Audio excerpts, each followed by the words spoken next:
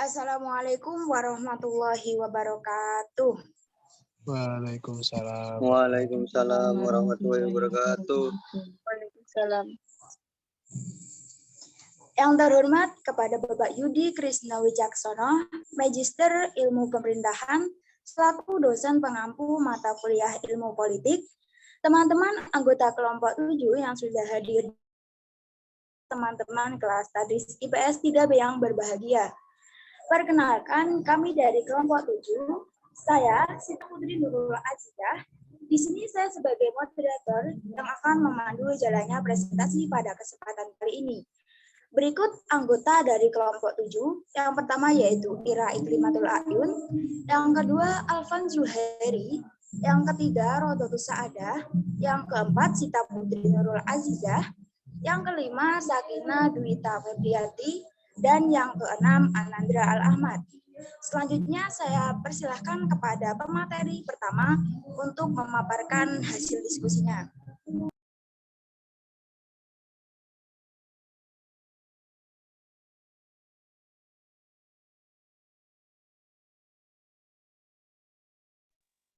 Baik, terima kasih. Untuk materi yang pertama yaitu pengertian good and clean governance.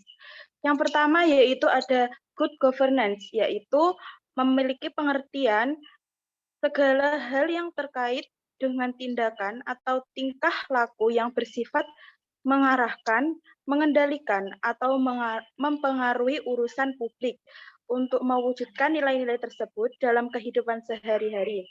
Dalam konteks ini, pengertian good governance tidak sebatas pengelolaan lembaga pemerintahan semata, tetapi menyangkut semua lembaga baik pemerintahan maupun non-pemerintah.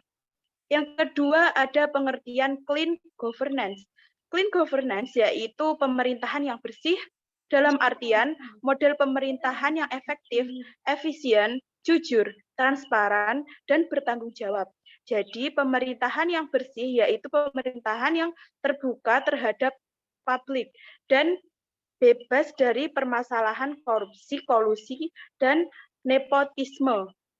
Pemerintahan yang bersih akan membuat rakyat percaya terhadap pemerintahan, sehingga tidak ada saling curiga antara rakyat kepada pemerintah.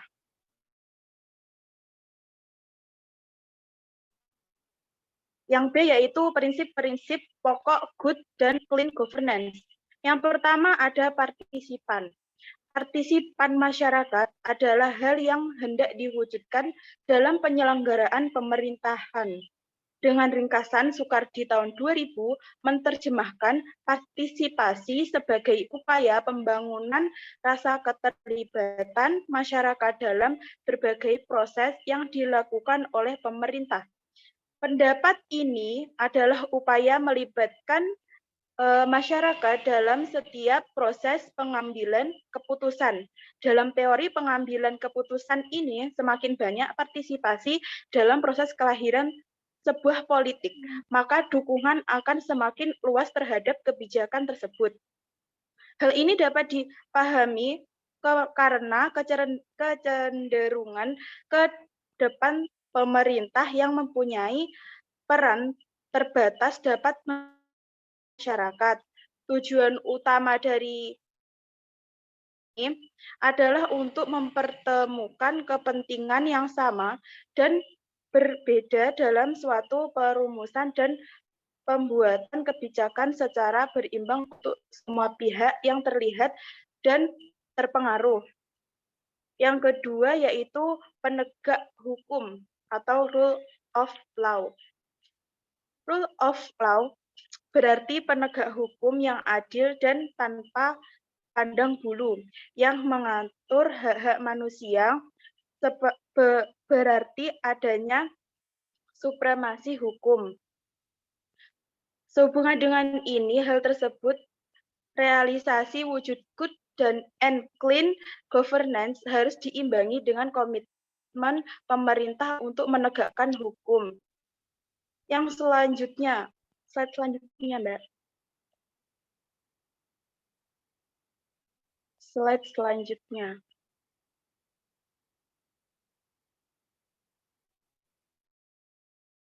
slide selanjutnya. Yang ketiga yaitu transparansi. Transparansi atau bisa diartikan sebagai keterbukaan terhadap publik sehingga dapat diketahui oleh pihak yang berkepentingan mengenai kebijakan pemerintah dan organisasi badan usaha, terutama para pemberi pelayanan publik. Satu hal yang membedakan organisasi satwa dan publik adalah dalam masalah transparansi sendiri. Dalam organisasi swasta, keterbukaan informasi bukanlah suatu hal yang menjadi harus.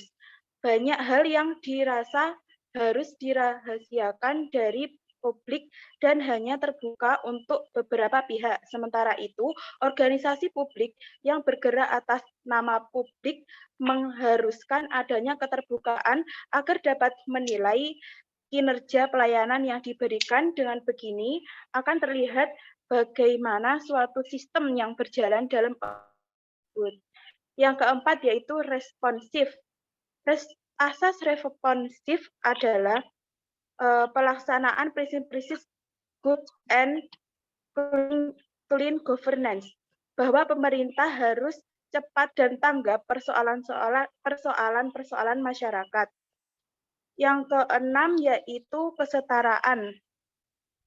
Asas kesetaraan adalah kesamaan dalam perlakuan dan pelayanan publik. Asas ini mengharuskan setiap pelaksanaan pemerintah bersikap dan berperilaku adil dalam publik tanpa membedakan suku, jenis, keyakinan, jenis kelamin, dan kelas sosial. Slide selanjutnya. Yang ketujuh yaitu efektivitas dan efisien. Efektivitas secara sederhana berarti tercapainya sasaran. Efisien merupakan bagaimana dalam mencapai sasaran dengan sesuatu yang tidak berlebihan. Dalam bentuk pelayanan publik, hal ini berarti bagaimana pihak pemberi pelayanan masyarakat seefektif mungkin dan tanpa banyak hal-hal atau prosedur yang sebenarnya bisa diminimalisir tanpa mengurangi efektivitasnya. Yang kedelapan yaitu akuntabilitas. Asas ini merupakan pertanggungjawaban pejabat publik terhadap masyarakat yang memberinya wewenang untuk mengurusi kepentingan mereka. Setiap pejabat publik dituntut untuk mempertanggungjawabkan semua kebijakan, perbuatan, moral maupun netralitas sikapnya terhadap masyarakat. Yang terakhir yaitu visi strategis. Visi strategis ini merupakan pandangan-pandangan strategis untuk menghadapi masa yang akan datang. Kualifikasi ini menjadi kepentingan dalam rangka realisasi good and clean governance. Dengan kata lain, kebijakan ataupun yang akan diambil saat ini harus diperhitungkan akibatnya untuk 10 atau 20 tahun ke depan. Untuk selanjutnya saya serahkan kepada materi yang selanjutnya. Baik, terima kasih kepada pemateri pertama. Selanjutnya yaitu materi tentang manfaat tata kelola pemerintahan yang baik. Jika prinsip-prinsip tata kelola pemerintahan yang baik telah diterapkan, maka akan terlaksana sebuah pemerintahan yang baik, bersih, dan berwibawa. Terdapat keharusan dalam tata kelola sebuah pemerintahan yang baik untuk menyediakan informasi secara transparan dan memiliki daya tanggap yang tinggi dalam melayani maupun menerima masukan dan keluhan masyarakat ataupun pihak penting lainnya. Sumber daya dimanfaatkan pun harus secara efektif dan efisien sesuai dengan kebutuhan masyarakat. Ciri-ciri pemerintahan yang menerapkan good government dan ciri-ciri pemerintahan yang menerapkan good governance dan good government umumnya memiliki visi yang strategis dan sudut pandang luas terhadap tata pemerintahan yang baik, serta memberikan perhatian terhadap kepentingan masyarakat yang dinilai paling lemah dan tidak berkecukupan dalam mengambil keputusan yang berkaitan dengan alokasi sumber daya pembangunan. Di antara manfaat dari tata kelola pemerintahan yang baik yaitu sebagai berikut. Yang pertama, berkurangnya secara nyata praktik KKN di birokrasi. Hal ini dimulai dari tatanan jajaran pemerintahan yang paling atas. Yang kedua, terciptanya sistem kelembagaan dan ketata laksanaan pemerintahan. Yang ketiga yaitu terhapusnya peraturan perundang-undangan dan tindakan yang bersifat diskriminatif terhadap warga negara, kelompok atau golongan masyarakat. Yang keempat, meningkatkan partisipasi masyarakat dalam pengambilan kebijakan publik. Yang kelima, terjaminnya konsistensi dan kepastian hukum seluruh peraturan perundang-undangan. Yang keenam, kebijakan yang dikeluarkan pemerintah akan lebih dipercaya. Hal ini karena hasil dari tata kelola yang baik pemerintahan. Dan yang ketujuh, meningkatkan partisipasi masyarakat untuk ikut serta dalam mengambil kebijakan publik. Yang kedelapan, meningkatnya moral dan rasa tanggung jawab sosial. Yang kesembilan, timbulnya rasa kepercayaan di antara pemerintah dengan warga negara maupun masyarakat global. Yang ke-10, terciptanya sistem pemerintahan yang lebih kondusif karena tata pelaksanaannya bersih, transparan, efisien, efektif, dan akuntabel. Yang ke-11, sistem keuangan yang lebih baik, kuat, dan transparan. Yang ke-12, kebijakan sosial, ekonomi, politik, dan kebijakan lain sebagainya dapat dijalankan lebih maksimal. Yang ke-13, administrasi yang lebih kompeten. Yang ke-14, terhapusnya atau hilangnya peraturan dan tindakan yang sekiranya bersifat diskriminatif. Dan yang terakhir, yaitu kebijakan hukum yang lebih terjamin, konsistensi dan kepastiannya baik pada tingkat daerah maupun pusat. Untuk selanjutnya, materi yang akan disampaikan oleh pemateri ketiga. Baik, terima kasih. Saya akan melanjutkan materi yang ketiga, yaitu mengimplementasikan good and clean governance. Dalam konteks birokrasi Indonesia, good clean governance adalah pemerintahan yang bersih dan berwibawa. Kepemerintahan yang mampu menciptakan keadaan yang memberi rasa nyaman dan menyenangkan bagi para pihak dalam suasana kepemimpinan yang demokratis menuju masyarakat yang adil dan kesejahteraan berdasarkan Pancasila. Para pihak yang dimaksud dalam legislatif dan yudikatif, ketika pihak ini harus saling bekerja sama, berkoordinasi, bersinergi dalam menjalankan pembangunan. Kenyataan yang terjadi saat ini adalah adanya hal yang tidak dapat dipungkiri akan tumbuh suburnya virus korupsi, kolusi, dan nepotisme di dalam birokrasi Indonesia. Penyebabnya karena lembaga yang mudah menghasilkan uang ini tidak diselenggarakan secara transparan dan akuntabel karena sistemnya yang otoriter dan tidak demokratis.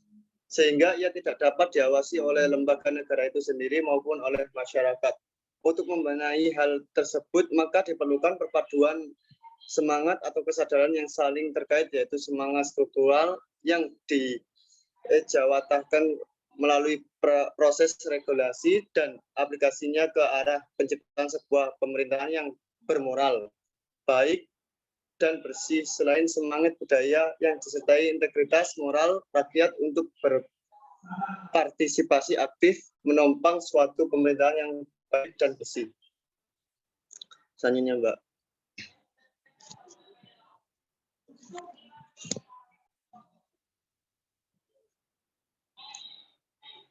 Hambatan dalam pelaksanaan good governance antara lain, yang pertama, belum adanya sistem akuntansi pemerintah daerah yang baik yang dapat mendukung pelaksanaan pencatatan dan pelaporan secara handal. Yang kedua, sangat terbatasnya jumlah personil pemerintah daerah yang berlatar belakangan pendidikan akuntansi sehingga mereka tidak begitu peduli dengan permasalahan ini. Yang ketiga, belum adanya standar akuntansi keuangan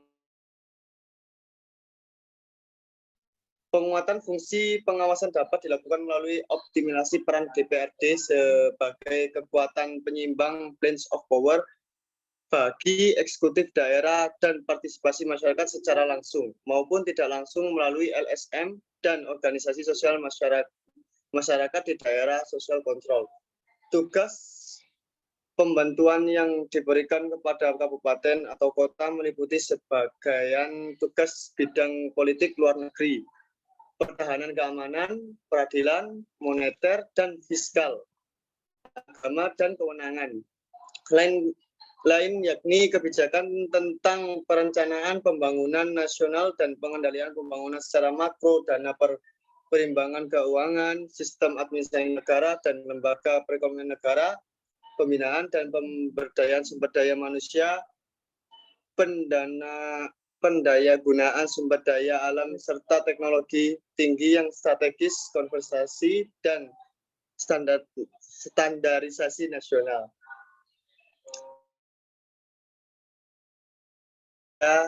Saya serahkan kepada materi yang selanjutnya.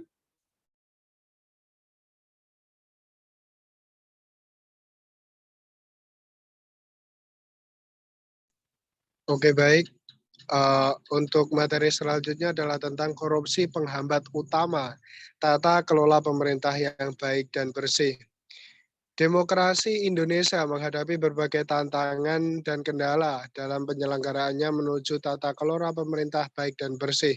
Salah satu kendala tersebut adalah aktivitas korupsi oleh penyelenggara negara, pegawai pemerintah, dan wakil rakyat. Menurut data Indeks Persepsi Korupsi 2020 yang dilansir oleh situs resmi Transparansi Internasional, dalam hal persepsi publik terhadap korupsi sektor publik, Indonesia masuk urutan ke-17 dunia dengan skor yang cukup tinggi. Sementara di kawasan Asia Pasifik, Indonesia bertandang di urutan ke-8. Fakta lain membuktikan bahwa tindakan korupsi tidak hanya terjadi dalam lembaga negara bernama birokrasi, melainkan sudah merambah ke segenap sektor kehidupan masyarakat Indonesia.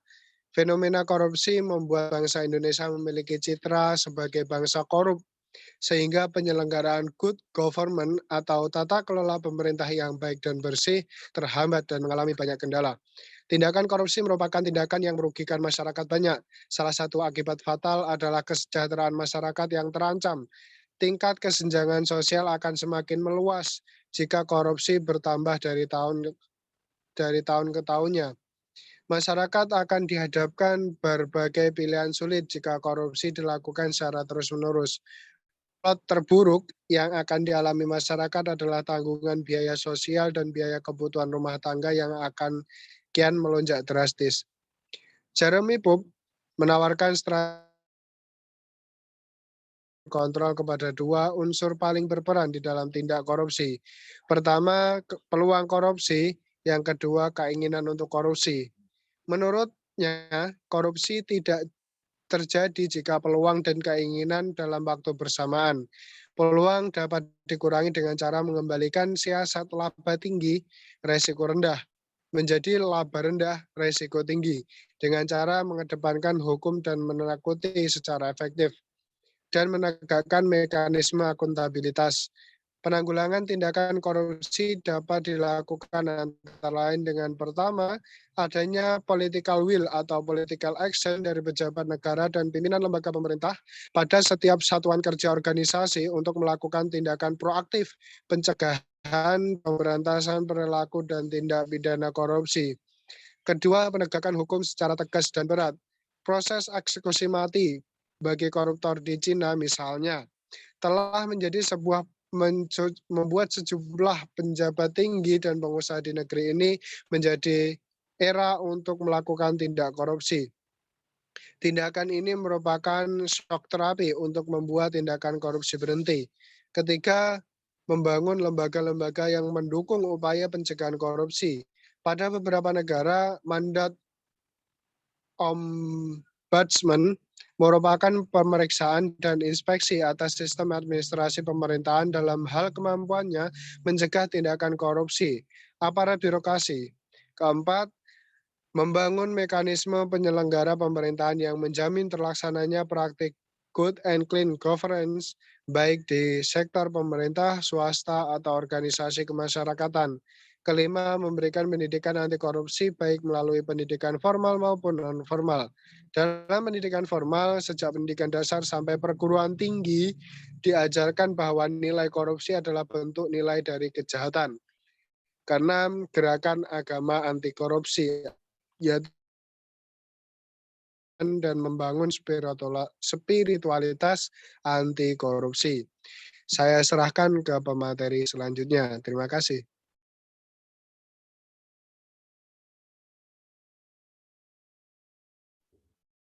Baik, materi selanjutnya adalah tata kelola pemerintah dan kinerja birokrasi pelayanan publik. Tata kelola pemerintah dan reformasi birokrasi di Indonesia telah dicanangkan sejak era reformasi, tetapi mengalami kelambatan, sehingga dicanangkan kembali pada tahun 2004 sebagai reformasi gelombang 2. Namun, Grand Design Reformasi Birokrasi atau yang disingkat dengan GDRB baru dibuat pada tahun 2010 dan diharapkan berhasil sampai 2025. Sedangkan roadmap-nya telah dibuat untuk setiap 5 tahun sekali. Untuk periode pertama dicanangkan tahun 2010 sampai 2014 pada masa pemerintahan Bapak Susilo Bambang Yudhoyono. Lanjut, Mbak.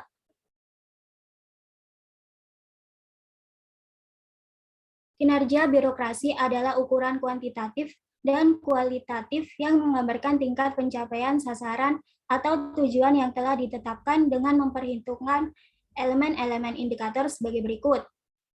Yang pertama, indikator masukan adalah segala sesuatu yang dibutuhkan agar birokrasi mampu menghasilkan produknya, baik barang atau jasa yang meliputi sumber daya manusia, informasi, kebijakan, dan sebagainya.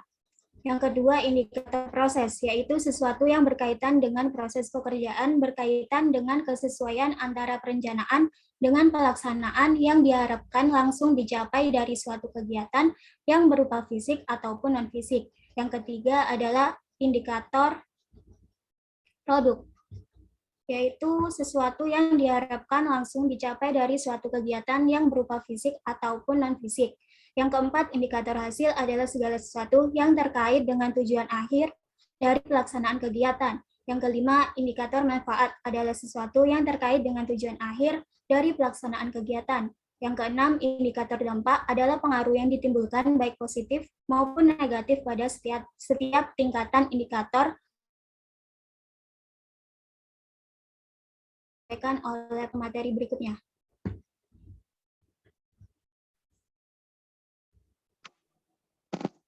Baik, terima kasih atas pemateri sebelumnya. Faktor-faktor yang mempengaruhi kinerja birokrasi. Faktor-faktor yang mempengaruhi kinerja birokrasi pemerintah di Indonesia antara lain faktor budaya, faktor individu, faktor organisasi dan manajemen, serta faktor politik.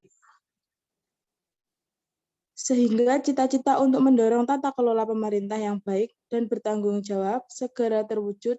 Tak hanya itu saja, faktor yang mempengaruhi kinerja birokrasi antara lain. Yang pertama adalah faktor reformasi politik yang telah menimbulkan gelombang tuntutan yang dahsyat terhadap pemerintah untuk segera kinerjanya. Yang kedua adalah sistem ekonomi dunia yang menuju arah globalisasi ekonomi. Lanjut, Pak.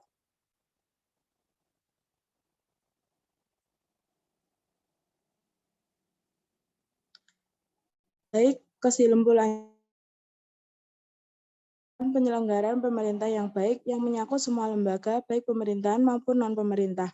Sedangkan clean governance berarti pemerintahan yang bersih dan berwibawa, yaitu mode pemerintahan yang efektif, efisien, jujur, dan bertanggung jawab terhadap rakyat. Terdapat beberapa pokok prinsip dan dari good and clean governance, antara lain partisipasi, penegak hukum, transparansi, responsif, berorientasi pada kesepakatan, kesetaraan, efektivitas, dan efisiensi, akuntabilitas, dan visi strategis. Terhadap manfaat tata kelola pemerintahan yang baik harus memanfaatkan sumber daya secara efektif dan efisien sesuai kebutuhan rakyat. Hambatan utama dari pelaksanaan good and clean governance, yaitu korupsi.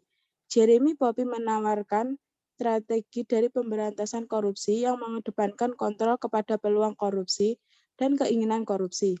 Pemerintahan yang bersih akan membuat rakyat percaya terhadap pemerintahan sehingga tidak ada saling curiga antara rakyat kepada pemerintahan. Saya kembalikan kepada moderator. Baik, demikian pemaparan materi dari kelompok 7. Kurang lebihnya kami mohon maaf yang sebesar-besarnya. Semoga apa yang disampaikan tadi dapat bermanfaat. Sekian, wassalamualaikum warahmatullahi wabarakatuh. Waalaikumsalam warahmatullahi wabarakatuh. Waalaikumsalam warahmatullahi wabarakatuh.